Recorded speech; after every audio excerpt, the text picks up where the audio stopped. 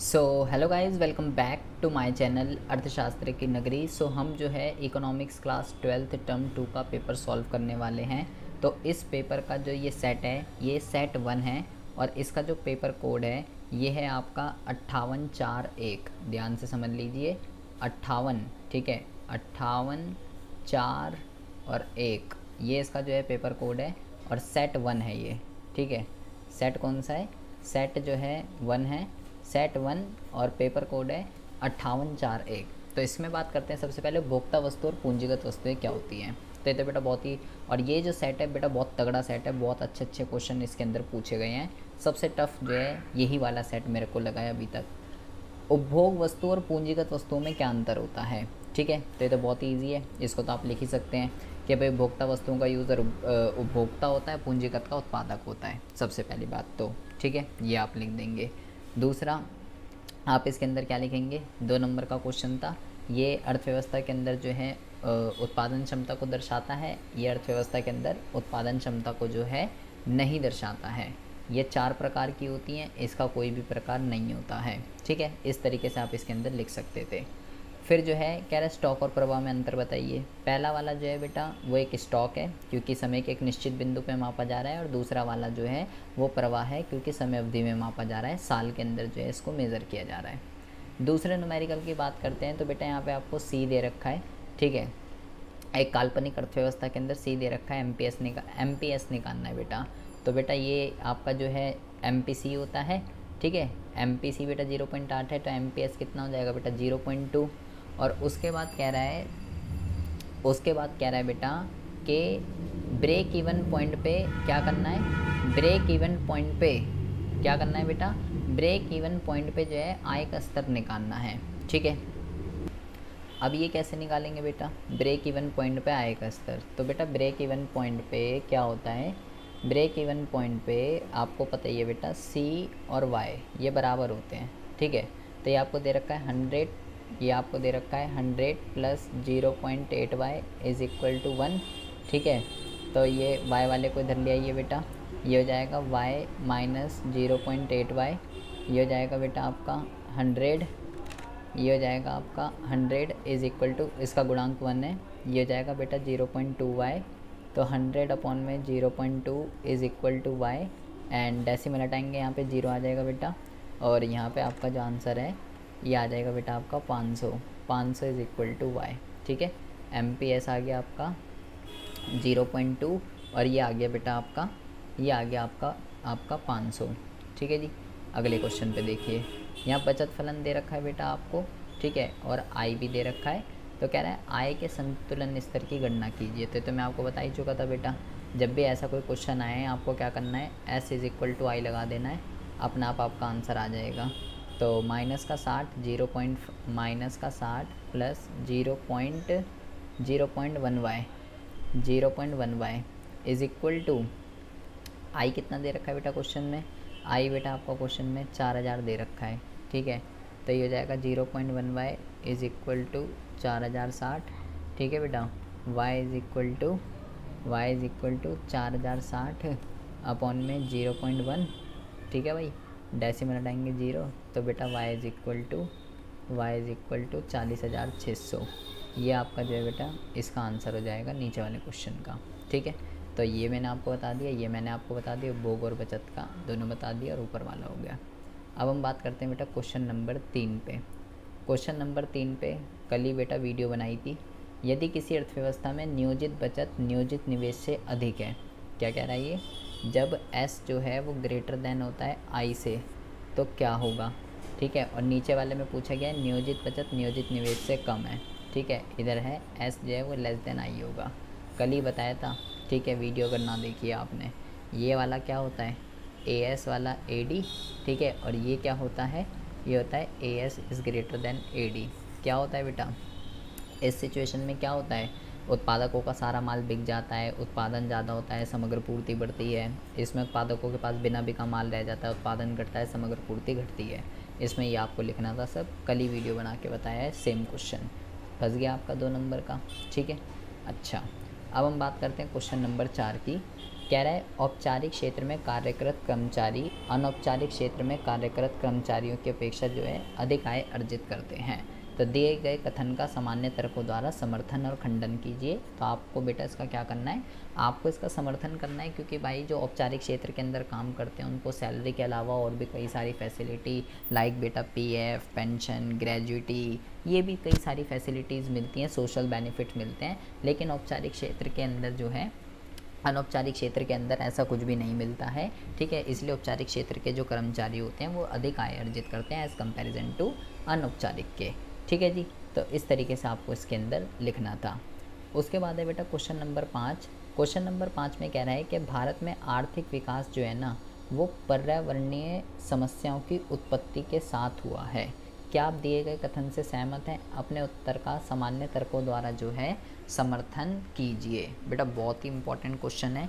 ठीक है, ये जो आपका क्वेश्चन है ना बेटा, आप इसको अगर कई तरीके से लिख सकते हैं। ठीक है, अगर आपने सपोर्ट मटेरियल अगर आपने बेटा पढ़ा है, ठीक है, अगर आपने सपोर्ट मटेरियल पढ़ा है तो मैंने उसमें एक आपको क्वेश्चन बताया था, मांग और पूर्ति का जो है उत्क्रमण वाला एक क्वेश्चन था ना, वो वाला एक, तो वो वाला आप यहाँ पे लिखते कि भाई जैसे जैसे भारत के अंदर इंडस्ट्रियलाइजेशन हो रहा है, नगरीकरण हो रहा है, वैसे वैसे प्राकृतिक संसाधनों की डिमांड बढ़ती जा रही है। औद्योगिकरण जो है जैसे जैसे हो रहा है तो वो जो है प्राकृतिक संसाधनों की डिमांड उनकी बढ़ती जा रही है, जिसकी वजह से इन्वायरमेंट पॉल्यूटेड हो रहा है। उद्योग अपना कूड़ा करकट वगैरह नदियों वगैरह में फेंक रहे हैं, जिससे कई सारी पर्यावरणीय समस्याएँ जो हैं वो उत्पन्न हो रही हैं। ठीक है, यहाँ पे जो है और भी कई सारे इफ़ेक्ट आप लिख सकते हो। एक जो मैंने ये वाला जो क्वेश्चन है ना बेटा, ये वाला जो क्वेश्चन है, एक मैंने मॉक पेपर 1 कराया था, जिसमें उसमें लास्ट का क्वेश्चन देखिएगा, 2 नकारात्मक प्रभाव बताने थे आपको, वो भी लिख सकते थे। ठीक है, उससे भी यही हो जाता। उसके बाद आता है बेटा क्वेश्चन नंबर 6। क्वेश्चन नंबर 6 के अंदर लिखा हुआ है बेटा, 1970 के दशक के अंत में भारत की अपेक्षा चीन की जनसंख्या में बहुत ही ज़्यादा तेज़ी से गिरावट आई थी। इस परिस्थिति के कारण और प्रभावों की व्याख्या कीजिए। तो इस बच्चे ने बिल्कुल सही लिखा है। ठीक है, क्योंकि इस टाइम पे जो है बेटा चीन ने एक संतान नीति को जो है अडॉप्ट कर लिया था। तो एक संतान नीति, 1 चाइल्ड पॉलिसी क्या होती है, ठीक है, ये आया था और इसके प्रभाव आपको जो है इसके अंदर बताने थे। पहले भी ये 3 नंबर का क्वेश्चन प्री बोर्ड में जो है बेटा आया हुआ है। ठीक है, GLF, महान सरवारा और 1 चाइल्ड बोला था आएगा ही आएगा। अगर आप इसको पढ़ के नहीं गए तो दिक्कत है बेटा। उसके बाद बेटा बात करते हैं क्वेश्चन नंबर 7 की। कल ही मॉक टेस्ट कराया है बेटा, तो ये तो इसको मैं कह ही रहा हूँ, इसमें तो आपका नंबर कटेंगे ही नहीं कटेंगे। आप जैसा चाहे बेटा इसके अंदर इसके एक्सप्लेनेशन दे सकते हैं कि भाई पहले स्वनियोजित मजदूर इतने थे, अब घट के इतने हो चुके हैं। नियमित वेतनभोगियों की संख्या पहले इतनी थी, अब इतनी हो चुकी है, और अनियमितों की संख्या जो है वो बढ़ती जा रही है। ठीक है, अनियमितों की मजदूरों की संख्या घटती जा रही है। एक्सप्लेनेशन कुछ इस तरीके से देनी थी कि डेटा आएगा कि पहले इस डेटा को लिखना था बेटा कि स्वनियोजितों की संख्या इतनी से इतनी घट गई है। ठीक है, स्वनियोजितों की संख्या घट गई है, नियमित वेतनों की बढ़ गई है, इन डेटा का यूज़ करना था। ठीक है, और जैसे इसने यहाँ पे क्या क्या लिखा हुआ है, कह रहा है कि कार्यबल का अनियमितीकरण जो है वो हो रहा है, क्योंकि अनियमित मजदूरों की संख्या जो है वो क्या हो रही है, अनियमित मजदूरों की संख्या जो है वो निरंतर बढ़ती जा रही है। तो कॉन्सेप्ट लिख सकते थे, कोई दिक्कत वाली बात जो है इसके अंदर नहीं है। ठीक है, बिल्कुल सही इस बंदे ने लिखा है। एक्सप्लेनेशन इसकी जैसे भी दोगे कोई नंबर आपका नहीं कटेगा बेटा। क्वेश्चन नंबर 8 में कह रहा है भारत पाकिस्तान द्वारा अपनाई गई समान विकासात्मक रणनीतियों का वो करिए। बेटा सपोर्ट मटेरियल का क्वेश्चन नंबर 2 है, ये क्वेश्चन सभी सेट के अंदर आया हुआ है। ठीक है, सपोर्ट मटेरियल का क्वेश्चन नंबर 2 भारत पाकिस्तान और चाइना वाला बोला था, सपोर्ट मटेरियल पढ़ के जाना। अगर आप सपोर्ट मटेरियल नहीं पढ़ के गए हैं तो भैया बहुत ही ज़्यादा प्रॉब्लम है। सपोर्ट मटेरियल क्वेश्चन नंबर 2 जो है आप चेक कर सकते हैं। अब आ जाते हैं बेटा क्वेश्चन नंबर 9 पे। कह रहा है आय के चक्रीय प्रवाह के विभिन्न चरणों की जो है व्याख्या कीजिए। तो बेटा पहले क्या होता है, पहले जो है बेटा उत्पादन होता है, उत्पादन से आय का सर्जन होता है और आय से व्यय का सर्जन होता है। ये 3 स्टेजेस होती हैं आय के चक्रीय प्रवाह की। यदि किसी अर्थव्यवस्था में रियल GDP 300 है और मूल्य सूचकांक जो है वो 110 है, तो रियल वाली कितनी है, रियल वाली 300 है, प्राइस इंडेक्स जो है 110 है। ठीक है, तो मौद्रिक वाली निकालनी है, तो मौद्रिक GDP इज़ इक्वल टू 300 × 100, तो 2 0 से 2 0 तो ये बेटा 330 आ जाएगी, 330 आ जाएगी बेटा आपकी मौद्रिक जीडीपी। ठीक है जी, 330 आ जाएगी मौद्रिक जीडीपी। उसके बाद है बेटा ये मानते हुए कि ये जो है डेल्टा आई 4000 है और एमपीसी ये है, तो निवेश गुणक की प्रक्रिया का वर्णन कीजिए। कल ही कराया था बेटा ये वाला जो सेट है, जो मैंने कल की वीडियो बनाई थी बेटा, इसमें से जो है बेटा देख लीजिए अल्प मांग क्या होती है और इसको ठीक करने के उपाय बताइए। इस वाले सेट के अंदर जो मैंने कल की वीडियो बनाई थी 3 क्वेश्चन इसमें सीधा सीधा फंस रहे हैं, 10वां क्वेश्चन, 11वां क्वेश्चन और बेटा ये अभी मैंने बताया ये वाला तीसरा क्वेश्चन। कल ही मैंने वीडियो बनाई थी 5 में से 3 क्वेश्चन तो इसी के अंदर आ चुके हैं। ठीक है, तो इसमें तो टेबल बनानी थी आपको। ठीक है, 4000 के करके 2000, फिर वो आधा आधा करना था, ये तो हो जाएगा। अच्छा, अब हम बात करते हैं बेटा 12वें की। इसमें कहता है भाई राष्ट्रीय आय जो है आय और व्यय विधि से निकालनी है। तो बच्चे कह रहे हैं कि मेरा इसमें आंसर इक्वल नहीं आ रहा था, तो एक बार आप इसको करिए, तो हम इसको करते हैं। पहले हम आय विधि से हम इस क्वेश्चन को जो है बेटा सॉल्व करते हैं। ठीक है, पहले हम इस क्वेश्चन को आय विधि से हम करते हैं, आय विधि से। तो आय विधि से जो है बेटा एनडीपी एट एफसी हम निकाल लेते हैं सबसे पहले। बहुत ज़्यादा ध्यान से सुनेंगे। कर्मचारियों का पारिश्रमिक जो है बेटा 1400 है। ठीक है, प्रचालन अधिशेष देख लेते हैं बेटा। प्रचालन अधिशेष भी सीधे ही दे रखा है बेटा, यहाँ तो हलवा क्वेश्चन है बेटा ये तो। और मिश्रित आय देख लेते हैं बेटा। लो मिश्रित आय भी बेटा यहाँ पे सीधा दे रखी है। अबे भाई ऐसा क्वेश्चन करके आएगा, हलवा क्वेश्चन दे रखा और क्या लेगा इसके अंदर। तो ये हो गया भाई 2400 प्लस 740। ठीक है, इन दोनों को पहले मैंने जोड़ दिया और इसको जोड़ देंगे बेटा, ये हो जाएगा आपका 3140। ठीक है, और अब जो है एनएनपी एट एफसी निकाल लेते हैं और एनडीपी एट एफसी जो है ये मेरे पास हैगा। तो नेट और नेट ठीक है, एनपी का फॉर्मूला डीपी प्लस एनएफआईए। ठीक है बेटा, तो 3140 में एनएफआईए जोड़ देंगे। एनएफआईए देख लेते हैं बेटा, विदेशों से प्राप्त शुद्ध साधन आय, ये बेटा 40 दे रखा है। तो 3180 जो है ये तो हमारा जो है बेटा आय विधि से आ गया। अब मैं व्यय विधि से भी निकाल लेता हूँ। व्यय विधि से जो है बेटा जीडीपी एट एमपी निकाल लेते हैं सबसे पहले तो। ठीक है, निजी और सरकारी दोनों को जोड़ लेते हैं, 3000 आ जाएगा बेटा। ठीक है, एंड सकल घरेलू शुद्ध घरेलू स्थायी पूंजी निर्माण 500 दे रखा है बेटा। सबसे पहले तो इसके अंदर आपको क्या करना पड़ेगा, मूल्यह्रास जोड़ना पड़ेगा, तो ये सकल में बन जाएगा। ठीक है, और फिर इसके साथ आपको स्टॉक में परिवर्तन जोड़ना पड़ेगा। मेरे को जोड़ना है, ठीक है, मेरे को जोड़ना है लेकिन माइनस में दे रखा है, तो माइनस का 100 आ जाएगा बेटा। और प्लस यहाँ पे जो है बेटा, क्या कहते हैं, शुद्ध निर्यात को देख लेते हैं। शुद्ध निर्यात मुझे प्लस करना है लेकिन माइनस में दे रखा है बेटा, माइनस का 60। ठीक है, तो देखते हैं बेटा क्या आता है हमारा। 3000 इससे तो ये कट गया, प्लस का 500 माइनस का 60। ठीक है बेटा, तो ये हो जाएगा आपका 3000 प्लस 440, तो 3440 जो है, 3440 जो है ये आ गया। अब हमें जो है एनएनपी एट एफसी निकालना है और जो है जीडीपी एट एमपी ये आ गया। तो मुझे नेट दे रखा है माइनस का डेप्रिसिएशन, एनपी का फॉर्मूला डीपी प्लस एनएफआईए और एफसी का फॉर्मूला माइनस का एनआईटी। तो ये हो गया बेटा 3440। डेप्रिसिएशन कितना दे रखा था बेटा, डेप्रिसिएशन 100 दे रखा है। एनएफआईए कितना दे रखा था, एनएफआईए जो है बेटा 40 दे रखा है। और एनआईटी की बात करें अगर, तो ये बेटा 150 जो है दे रखा है। ठीक है, तो ये हो गया बेटा हमारा 3440। इन दोनों को पहले जोड़ देते हैं, ये हो गया 250, तो ये हो गया 40 बेटा। ठीक है, तो ये हो गया 3440, इसमें से इसको घटा देते हैं, ये हो गया बेटा 210। ठीक है, तो अब हम क्या करते हैं, अब हम जो है 3440 में से माइनस कर देते हैं 210। तो सही कह रहा है लड़का भाई साहब, 3230 आ रहा है भाई, और यहाँ से आ रहा है 3440। तो ये तो आंसर, सॉरी, एक वहाँ से कितना आ रहा था, 3180 आ रहा है व्यय विधि से। आय विधि से आ रहा है 3180 और व्यय विधि से आ रहा है आपका 3230। ठीक है, तो क्वेश्चन तो बेटा ये बिल्कुल हलवा क्वेश्चन है, इसमें मिस्टेक है बेटा कुछ। हम एक बारी चेक कर लेते हैं बेटा, एक बारी रुकिएगा, मैं एक बारी देख लेता हूँ। ठीक है। ये तो तीनों ही तीनों, ये तो सीधे ही दे रखे थे बेटा, ठीक है। कर्मचारियों का पारिश्रमिक जो है 1400, 740, ठीक है। और मिश्रित आय जो है ये 1000, ठीक है।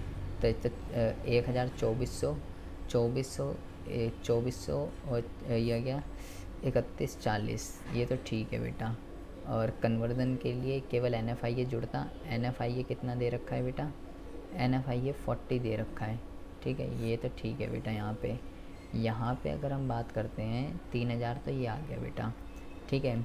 शुद्ध घरेलू स्थायी पूंजी निर्माण, शुद्ध घरेलू स्थायी पूंजी निर्माण, तो इसमें जो है ये दोनों तो हट ही जाएंगे क्योंकि एक प्लस का एक माइनस का, 500 आ जाएगा केवल 500। और शुद्ध निर्यात जो है 60 यहाँ पे आ गया, ठीक है बेटा। तो इसमें से मैंने इसको माइनस कर दिया, 440, 3440 ये आ गया। 3440 में से minus depreciation DP plus NFIA और माइनस का NIT, FC का फॉर्मूला MP माइनस NIT, तो ये 100 दे रखा है। NFIA जो है NFIA 40 था, 40 ये आ गया।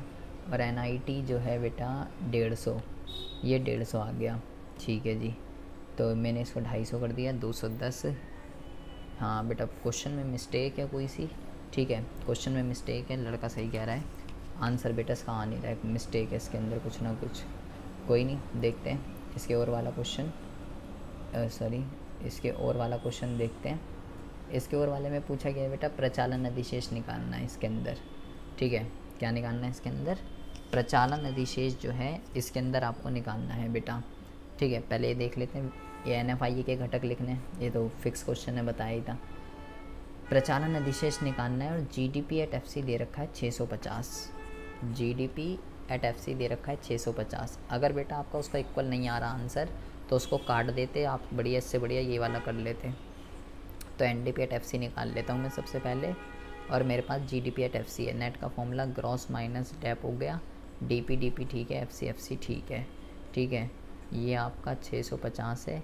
डेप्रिसिएशन देख लेते हैं, ये बेटा 100 दे रखा है, तो इससे बढ़िया है ये छोटा क्वेश्चन था, ये आपका हो जाता। तो NDP at FC is equal to कर्मचारियों का पारिश्रमिक, प्रचालन अधिशेष और मिश्रित आय यहाँ पे पुट कर देते हैं। ये हो गया आपका 550 इज़ इक्वल टू कर्मचारियों का पारिश्रमिक सीधा दे रखा है 300, प्रचालन अधिशेष निकालना है।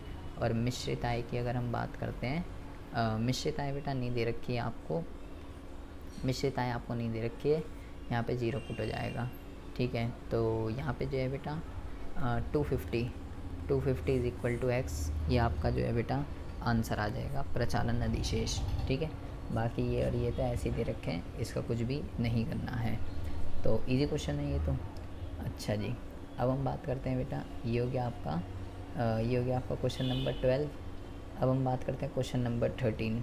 सतत विकास प्राप्त करने के लिए नीति आयोग सूचकांक द्वारा शामिल किन्हीं 2 चरणों की व्याख्या कीजिए। तो यहाँ पे ये थोड़ा पैराग्राफ आपको पढ़ना पड़ेगा, ठीक है। ये यहाँ पे लिखा हुआ है कि इस पैराग्राफ को पढ़ के इसके अंदर जो है बेटा आंसर देने थे। यहाँ पे कुछ इंडिकेटर्स की बात करी गई है, ठीक है, कुछ इंडिकेटर्स की यहाँ पे बात करी गई है, इसके बेस पे आपको वो देने थे। ये दोनों के आंसर जो है बेटा, दोनों के आंसर जो है आपको यहाँ से मिल जाएंगे। देखिए, और यहाँ पे जो है, यहाँ पे आपको जो इसका यहाँ पे देखो ये लिखा हुआ है कि नीति आयोग सूचकांक ने क्या करा है, 77 सतत विकास लक्ष्य संकेतकों पर 76 शहरी क्षेत्रों को रैंक करता है। यहाँ पे लिखा हुआ है बेटा, यहाँ पे लिखा हुआ है, वो विकास नीति वाला लिखा है ना, इसको यहाँ से लिख देना है इसका आंसर। सतत विकास लक्ष्यों के स्थानीकरण की यात्रा में सभी क्षेत्रों द्वारा जो है स्थापित करने के लिए नीति आयोग ने 2021 में जो है SGC शहरी सूचकांक को विकसित किया है। ये सूचकांक विभिन्न शहरों के स्तर पे इसको सुदृढ़ करता है। नीति आयोग के अनुसार ये सूचकांक आंकड़ों की निगरानी, पूरा यही लिख के आ जाता है, कोई दिक्कत वाली बात नहीं थी, आपको नंबर मिल जाएंगे, ठीक है। ये यहाँ पे पूछ रहा है ना, इसकी रैंकिंग प्रणाली की व्याख्या कीजिए, वहीं लिख देते बेटा, और स्टेप भी आपको वहीं से मिल जाते। तो इसके बेटा ये न्यूमेरिकल क्वेश्चन में थोड़ी दिक्कत है, ठीक है, मैंने सॉल्व करके देख लिया। 8 न्यूमेरिकल में बेटा मिस्टेक है, रॉन्ग है इसके अंदर, मैंने 2 बार ही चेक कर लिया है। बाकी इसमें मैंने कल जो 5 वीडियो बनाई थी बेटा, 3 क्वेश्चन इसके अंदर से फंसे हैं, ठीक है, कोड है 5841 सेट 1। मिलते हैं आपसे नेक्स्ट वीडियो में ऐसे इंटरेस्टिंग टॉपिक के साथ।